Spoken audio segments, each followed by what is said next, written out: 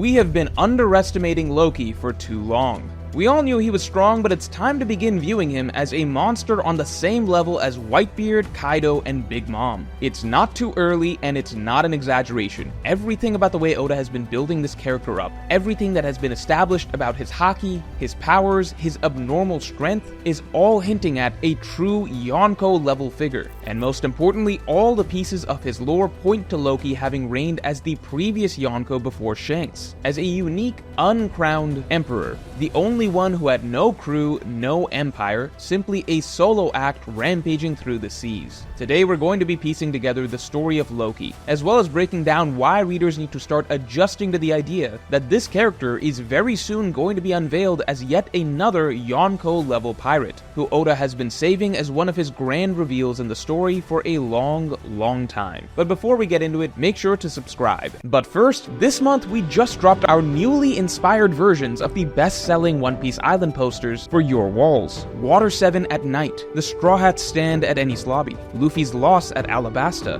the destruction of Skypiea, and more. All of these islands have been vividly reimagined, so make sure to check them out. You can get any 2 posters you like from the entire collection and get another 2 free. You can also get a bundle of 15 for a major discount, or even the entire collection bundle for a major discount. And if you complete your collection and you have 1 poster of every island, then we will send you the final exclusive unlockable poster for free, the Moon. So get your posters by hitting the link in the description below.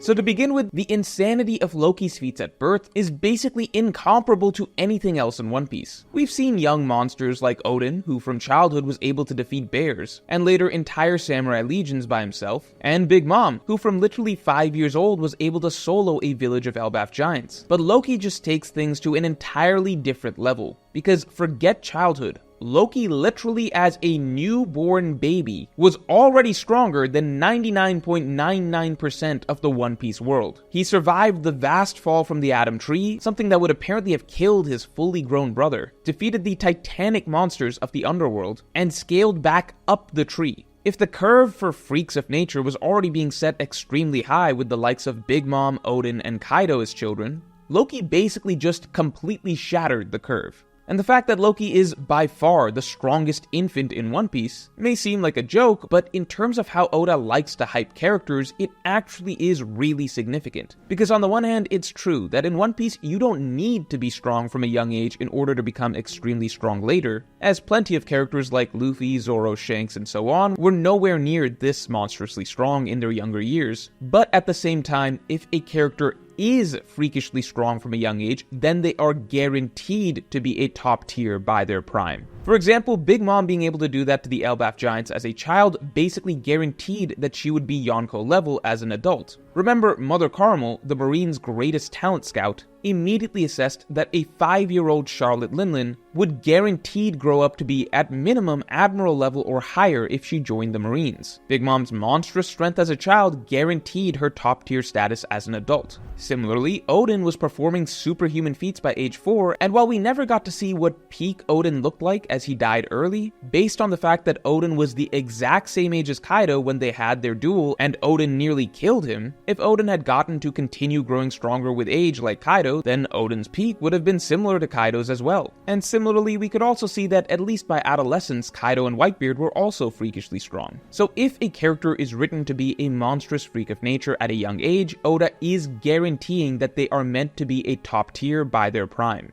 Oda only does this type of hyperbolic, mythic writing for characters that he intends to present as legends. But now we have Loki, who blows all of these past examples out of the water and completely resets the standard. At this point, Loki's tale of being dropped from heaven into the underworld as a newborn, surviving, defeating the monsters of the underworld, and then proceeding to climb hundreds of meters back up out of hell, all as a literal infant, just sounds like borderline fan fiction writing. It's too unbelievable even by the absurd standards of the Yonko of the One Piece universe. So in Loki's origin, he's already being written in a manner that tops every other character in the story. And in adulthood, this type of top-tier portrayal absolutely continues. When Loki was first introduced, the consensus among readers was that his introduction was clearly, deliberately evocative of Kaido's previous legendary introduction. Everything from the slow, ominous build-up to the narration of his legend to the dramatically framed reveal to his wild opening proclamation is a beat-by-beat recreation of the introduction of the world's strongest creature. Everything Oda has been doing with Loki so far absolutely screams that this is a Yonko-esque monster, one of the absolute mightiest beings in the One Piece world. Now, the simple reason that readers may be a little hesitant to put Loki on the same tier as the likes of Kaido and Big Mom just yet is because Loki's lore in the One Piece world till this point has been non-existent. This is the big issue, because at this point in One Piece, we readers tend to expect that the strongest characters in the story are those who we have already been hearing about, the characters who have been built up and talked about for some time, precisely because Oda tends to build up his strongest characters over a very long period of time. It is fair to be skeptical of a brand new character who has not been talked about or hyped up much at all prior to the current arc to be suddenly considered to be on the same level as the Yonko that have been placed on a pedestal for so long. Even if everything in terms of how Oda is presenting and framing the character now is clearly characteristic of a Yonko-level monster. However, first, it must be remembered that now that we are in the final saga, it seems as though it is becoming the norm for Oda to finally start revealing a lot of the lurking legends of the One Piece world. The whole point is that the landscape that we were originally told about in terms of the hierarchy of power in One Piece was not the full picture. There is still a lot more that has been hiding in the shadows that we are now discovering. Loki is another one of these figures, a Yonko-esque character from before the current events of the story, and the simple reason we haven't heard of him is because there's been no reason to. He has been imprisoned for the past 6 years. He was removed off the board of major players in the world for quite some time. The only way that Oda could suddenly unveil another secret Yonko-level pirate in the world with it actually making sense would be like this, if he had been imprisoned on a remote island for years before the modern events of the story. However, just because we haven't been hearing about Loki much prior to Elbaf doesn't change the fact that every single thing that has been slowly revealed about Loki's lore so far paints the picture of a Yonko-level character. So to begin piecing together Loki's lore, Loki became an outcast of Elbaf after supposedly killing his father Harold 14 years ago. And for the next 8 years, Loki apparently rampaged through the New World with literally no one on the seas able to stop him until Shanks. Nobody could stop Loki.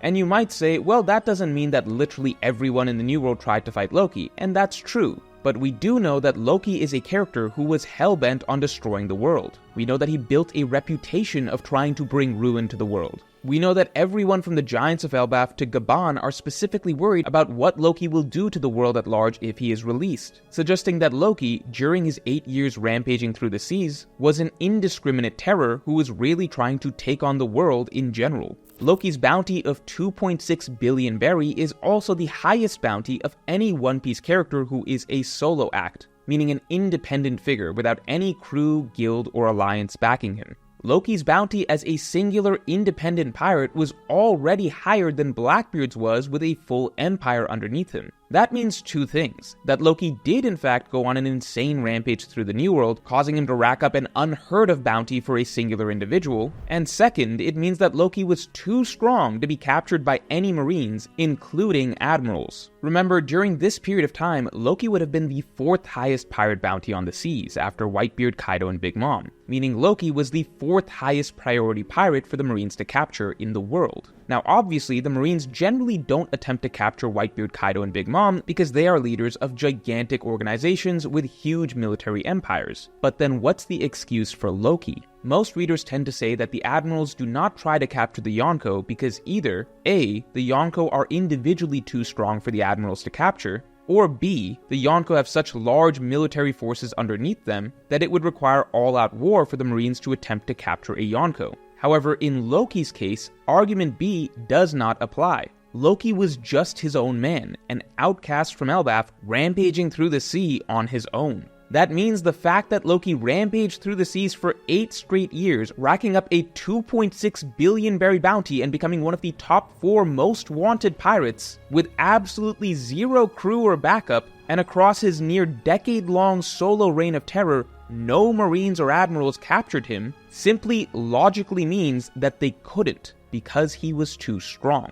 There is no other argument to get around this. We already know that the Marines send their admirals after any active strong pirates in the New World who are not Yonkos or part of Yonko crews. That's why Fujitora was assigned to capture Luffy and Law. That's why Green Bull just picked up Weevil, and why Green Bull picked up King and Queen after the Beast Pirates disbanded. The simple fact that Loki rampaged for 8 years on the sea and reached a bounty of 2.6 billion berries and had no Yonko crew or empire backing him up, and yet he still was not captured by the Marines, means that they were unable to do it because there was no one who could. But this isn't just about the Marines. It's unlikely that any Yonko could have easily stopped Loki as well. It is explicitly established that in the New World, pirates either have to obey the Yonko or fight against them. We've seen that this genuinely is the case. Literally every single rising star pirate that became a big name in the New World ended up either being forced to bend the knee to a Yonko or fought against them and was defeated, all until Blackbeard and Luffy, who managed to break through. But Loki was able to rampage for 8 years through the New World without being checked by any of the emperors, and in the process he reached a Yonko level bounty himself.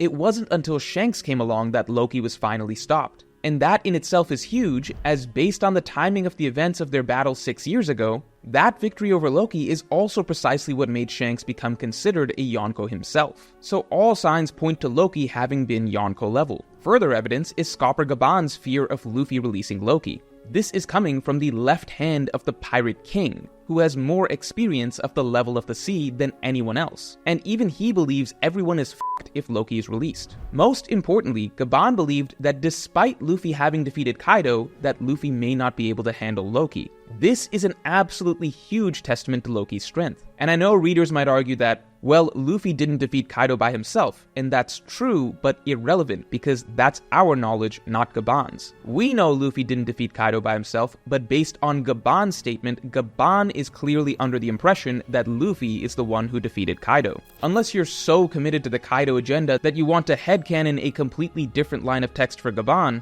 the fact is that Gaban believes Luffy was able to defeat Kaido, but Gaban still doesn't necessarily believe that Luffy can defeat Loki. Now, I'm not personally claiming anything about Loki versus Kaido here. It's still too early to get into all that, but I'm just pointing out that objectively speaking, Oda has been opening the door more and more to the possibility that Loki may be way stronger than a lot of readers are ready to accept. Again, even from his very introduction, Oda made sure it felt like the second coming of Kaido, maybe because Loki just genuinely is supposed to be that tier of strength. But so far this has all been statements, hype portrayal, and bits and pieces of his past and reputation coming together. What about Loki's actual abilities?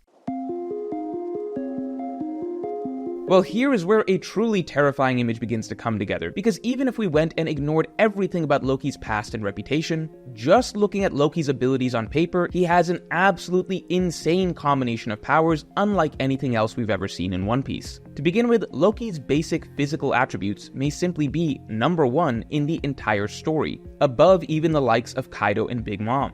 Loki is of course an ancient giant, the strongest race in One Piece, so already he's starting with a genetic leg up over the other physical freaks of the story. But even among ancient giants, Loki is an absolute anomaly, considering, and again, this cannot be stressed enough as it is just so absurdly ludicrous. As a newborn baby, Loki survived being thrown from the Sun Realm into the Underworld. We all remember Kaido's iconic sky-falling feat that immediately established Kaido's infamous physical toughness to the reader. And Loki practically replicated that as an infant. And then after that he casually killed a giant-sized monster and proceeded to climb back up the 100-meter tall tree. If Kaido and Big Mom were our previous standard for freaks of nature who were gifted absurdly physically strong bodies, Loki has just left them in the dust, because he has very clearly been born with the most monstrous physical capabilities we have ever seen. But at the same time, at the end of the day, physical strength doesn't matter as much in One Piece. What matters is Haki. Haki is a far bigger component in contests of force than physical strength. But the thing is, Loki is also a monster in terms of Haki as well.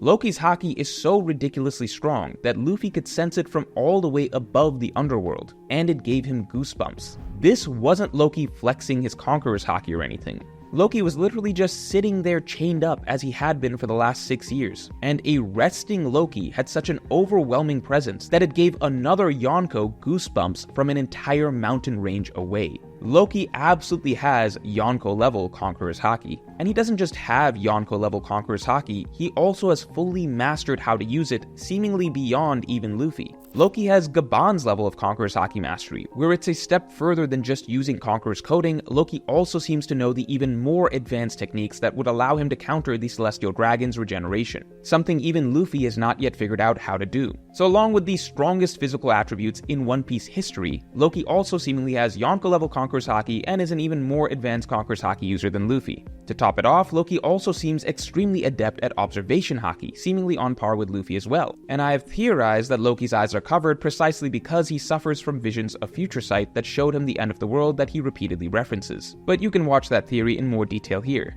Even speculation aside, it's clear that Loki's Observation Haki is top tier. So at this point, the strongest physical stats in One Piece history, clearly Yonko-level Conqueror's Haki, and extremely advanced mastery of it, and at minimum very strong Observation Haki. All of this would already be a strong argument that Loki is a Yonko level on paper, but we haven't even fully completed this Frankenstein's monster. Because Loki also has lightning powers, and these powers aren't even his devil fruit, it seems like they're from his hammer. Loki was able to call down lightning while still drained by sea stone, implying that it's the hammer that has the power, and this is further reinforced by the fact that Hajrudin was specifically worried about Loki picking up the hammer, suggesting that the hammer has special properties. Maybe the hammer itself has eaten a devil fruit, or maybe it's just a magic hammer from Elbaf, as we've seen that Elbaf does have some inexplicable magical phenomenon. But regardless of the explanation, this hammer is the most powerful weapon imaginable, as it allows Loki to wield lightning. And as we've seen throughout One Piece, lightning is just about one of the most powerful abilities in this universe. Enel's Gorogoro no Mi is commonly considered to be one of, if not the most powerful Logia fruit, and some to this day still argue that it is the most powerful devil fruit overall. We've similarly seen how broken Big Mom's lightning can be, and how it can operate on a similar scale to Enel's. But despite all that, the crazy thing about Loki's lightning is that it is on a completely different scale from Enel or Big Mom's. Loki's lightning strike makes Enel and Big Mom's attacks look absolutely minuscule in comparison.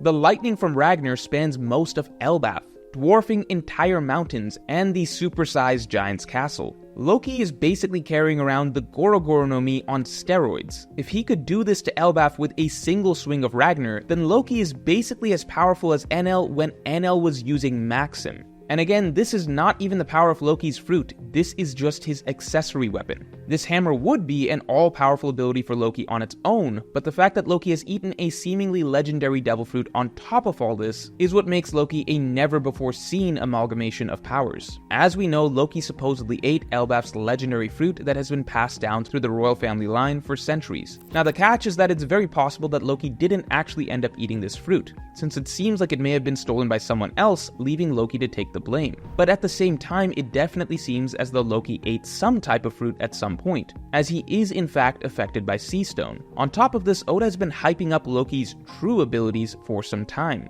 with Gaban talking about how Luffy has no idea what Loki's abilities are, and with Luffy getting excited to see how exactly Loki fights. It seems that there is some major reveal of Loki's abilities that Oda is teasing that he wants to keep a surprise. And since the Haki and Lightning are already obvious, that means that there is some particularly powerful devil fruit still to be revealed. So putting it all together, Loki has the best physical stats in One Piece history, seemingly Yonko-level Conqueror's Haki and deep mastery of advanced Conqueror's Haki techniques, seemingly high-level Observation Haki, lightning powers far beyond Enel or Big Mom, and another powerful unrevealed devil fruit on top of that. There is a reason Oda has hyped this character so much. There's a reason he has been given the single most badass origin story in One Piece history. There's a reason he was considered a threat to the entire world. There's a reason no one in the New World could stop his reign of terror for 8 years. Loki is the real deal. He is another hidden Yonko-level pirate that has been lurking in the One Piece world all along, till the time was right for Oda to unveil him. So let me know in the comments below how high you believe Loki's ceiling might be. And if you enjoyed this video, then definitely like and subscribe. And if you want to hear about what the alliance between Loki and Big Mom almost looked like, you can get my extended thoughts on my weekly podcast that just dropped, by becoming a member or by supporting me on Patreon. Link in the description below.